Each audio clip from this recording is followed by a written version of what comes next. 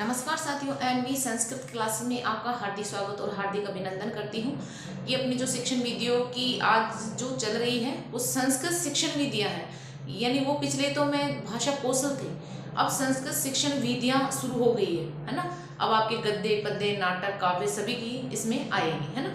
तो सबसे पहले हम वीडियो को 3 भाग में बांटते हैं। देखो मैं थोड़ा सा समा चाहती हूँ आज, इसलिए क्योंकि माइक खराब हो गया है तो आवाज़ थोड़ी कम आए तो उसको थोड़ा मैनेज करना, क्योंकि मैं पहले क्लास अपलोड कर चुकी थी लेकिन माइक खराब होने की वजह से उसमें आवाज़ नहीं आ रही थी उस क्लास में। अच्छा हुआ मैं चेक कर ली, फिर मैं दोबारा क्लास अपलोड कर रही हूँ, यानी क्योंकि वो उसमें आवाज़ नहीं आ रही थी और मैं उसको ढाल भी देती तो कोई मतलब नहीं होता। अच्छा हुआ मैं चेक कर ली उसको, तो अब दोबारा से मेरे को क्लास देनी पड़ रही है। तो माइक खराब होने की वजह से अब थोड़ा सा आवाज़ में थोड़ा सा मैनेज करना। दूसरी बात, बच्चों का कमेंट आता है कि मैम आप अक्षर थोड़े बड़े लिखा करो। देखो मैं बड़े लिखूंगी तो फिर बहुत कम आएगा इसके ऊपर, है ना। तो आप इसको क्या, मोबाइल जैसे सीधा मोबाइल होता है ना, सीधा जैसे सीधा मोबाइल होता है ऐसे, है ना। तो आप उसको ऐसे टेढ़ा कर लिया करो, टेढ़ा करके ऐसे इस टच करके स्क्रीन को ऐसे बढ़ा के देख लिया करो, है ना। फिर वो सब बड़े बड़े दिखते हैं, बहुत बड़े बड़े दिख जाएंगे आपको, है ना। जिस शब्द को आपको देखना हो तो टच करके स्क्रीन को बड़ी करके आप देख लिया करो, वो बड़े दिखते हैं, है ना। मैं काफ़ी बड़े अक्षर देती हूँ लेकिन वो आपको ऐसे ढंग से दिखते नहीं होंगे, लेकिन अगर आप मोबाइल टेढ़ा करके स्क्रीन बढ़ा के देखोगे तो आपको बिल्कुल स्पष्ट दिखेगा, ठीक है। तो अब हम बात करते हैं संस्कृत शिक्षण विधियों की, क्योंकि 3 प्रकार की विधियाँ होती है, परंपरागत, आधुनिक और नवीनतम। अब मैं क्योंकि तीनों बिना ट्रिक तो आपको याद हो नहीं सकती, अगर याद भी हो जाएगी तो जैसे आप इनको याद कर लोगी तो ये मिक्स हो जाएगी, इनको याद कर लोगे तो फिर ये बीच में आएगी, इसलिए मैं ट्रिक के साथ ये क्लास लेके आई हूँ। अब ट्रिक क्या है, देखो 3 भागों में बांटा गया है, परंपरागत या प्राचीन या मौलिक। एक ही विधि के 3-4 नाम है। दूसरी है नवीन या फिर आधुनिक, फिर है नवीनतम या नवीन आचार विधि। अब इसकी ट्रिक है मोसु भाग वाव्या पारा प्रश्न, मोसु भाग वाव्या पारा प्रश्न, और ट्रिक से ही आपको याद करनी है। बिना ट्रिक आप याद करोगे तो एक दूसरे में मैच हो जाएगी, है ना। मोसु भाग वाव्या पारा प्रश्न, तो इसमें एक विधि होती है पाठशाला या गुरुकुल विधि, विधि या पद्धति भी बोल सकते हैं, प्रणाली भी बोलते हैं इसको, है ना। पहली होती है पाठशाला और दूसरी होती है व्याकरण अनुवाद विधि, ठीक है। इसमें 2 विधियां होती है, पाठशाला और व्याकरण अनुवाद विधि। अब जो पाठशाला विधि होती है ना, उसकी कई उपविधियां होती है, पाठशाला विधि की कई उपविधियां होती है। अब 2 तो आपको याद हो जाएगी, एक तो पाठशाला और एक व्याकरण अनुवाद विधि, कोई ज्यादा हार्ड नहीं है। अब पाठशाला विधि की उपविधियों की ट्रिक है मोसु भाग वाव्या पारा प्रश्न। अब देखो, मो यानी मौखिक मौखिक, सु यानी सूत्र, भा यानी भाषण विधि, क यानी कथा कथन विधि, क यानी कक्षा नायक विधि, व यानी वाद विवाद विधि, व्य यानी व्याख्या विधि, पा यानी पारायण विधि, और प्रश्न यानी प्रश्नोत्तर विधि। बिल्कुल भी ताकत नहीं है।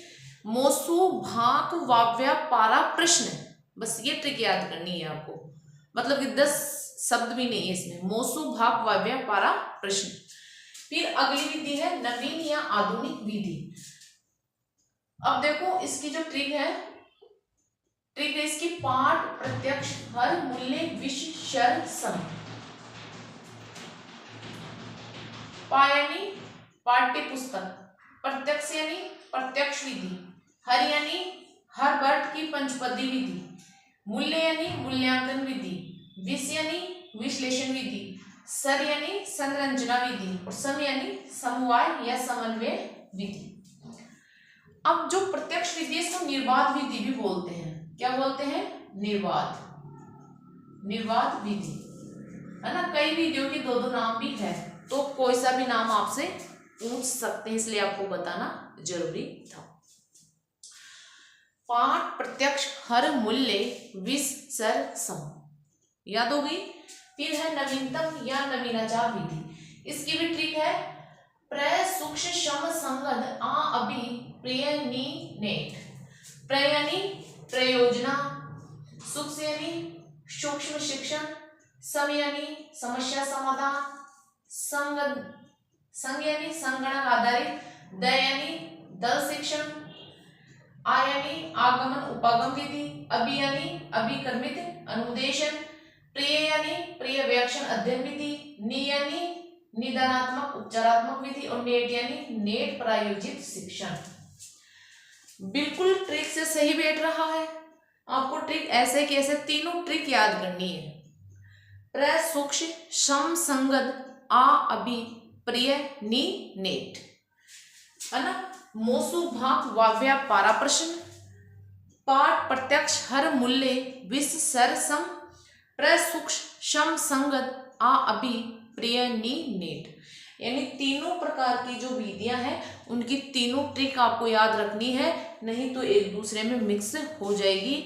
आप 10 दिन में भी इनको अच्छे से क्लियर नहीं कर पाओगे, है ना। तो आप इसका स्क्रीनशॉट ले लीजिए।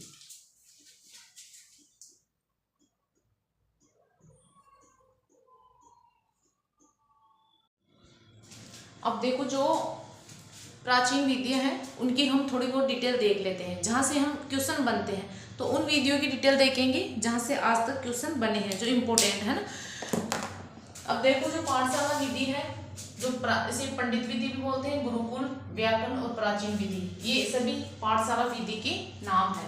अब इसका मुख्य उद्देश्य क्या होता है? संस्कृत अध्ययन द्वारा ज्ञानार्जन करना और पुरुषार्थ चतुष्टय की प्राप्ति, इसका मुख्य उद्देश्य होता है पाठशाला विधि।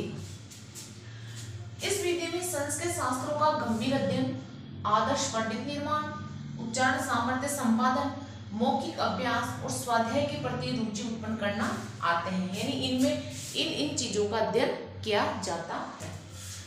इसमें कंठस्थीकरण और स्मरण शक्ति का महत्व अधिक होता है। यानी कंठस्थीकरण पर बल दिया जाता है और स्मरण शक्ति पर बल दिया जाता है। इसकी प्रमुख विशेषता प्रशिक्षण स्थानांतरण होती है। फिर हम मौखिक विधि, जो पाठशाला विधि की उपविधियां हैं, उनकी भी हम थोड़ी बहुत चर्चा कर लेते हैं। जो इम्पोर्टेंट है उनकी ही करेंगे, जहां से क्वेश्चन बने हैं। तो ये पहले गुरुकुलों, आश्रमों, मठों, पाठशाला और विद्यापीठ आदि में यह विधि प्रचलित थी। पहले गुरुकुलों में, आश्रमों में, मठों में, विद्यापीठों में जो शिक्षा दी जाती थी वो मौखिक ही दी जाती थी। फिर है पारायण विधि। पारायण विधि में वैदिक मंत्रों के कंठस्थीकरण के लिए जो सस्वर पाठ करते थे उसको पारायण कहते हैं। फिर है प्रश्नोत्तर विधि। प्रश्नोत्तर विधि के प्रवर्तक कौन है?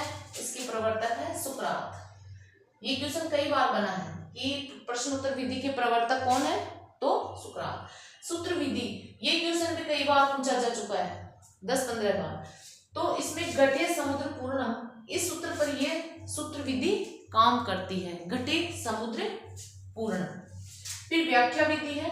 ये व्याख्यान के 6 अंग होते हैं। कितने अंग होते हैं? 6। पदच्छेद, पदार्थोक्ति, विग्रह, वाक्य योजना, आक्षेप और समाधान, ये 6 अंग व्याख्या विधि के होते हैं। फिर है व्याकरण विधि। इसमें वेद अध्ययन के लिए व्याकरण का पठन पाठन होता था। अब व्याकरण विधि ये अलग है और वो व्याकरण अनुवाद विधि अलग है ना। तो उसकी हम चर्चा अगले स्लाइड में करेंगे। तो आपको देखो, क्लास को ज़्यादा से ज़्यादा लाइक, शेयर और सब्सक्राइब करना है ताकि सभी बच्चों तक ये पहुँचे और रीड प्री देने वालों को बेनिफिट मिले, सभी बच्चों को। तो आपकी ये नैतिक जिम्मेदारी है, इसको ज़्यादा से ज़्यादा शेयर करना, है ना। आप इसका स्क्रीनशॉट ले लीजिए।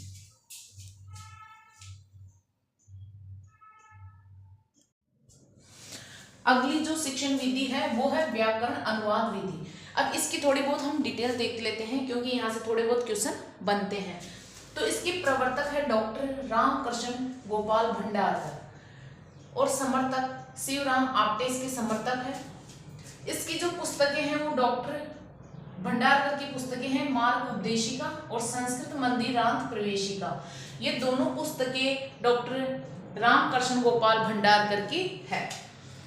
अब व्याकरण अनुवाद विधि का उद्देश्य क्या है? उद्देश्य क्या है, अर्थ क्या होता है, प्रवर्तक, समर्थक, यहाँ से क्वेश्चन बनते हैं, है ना।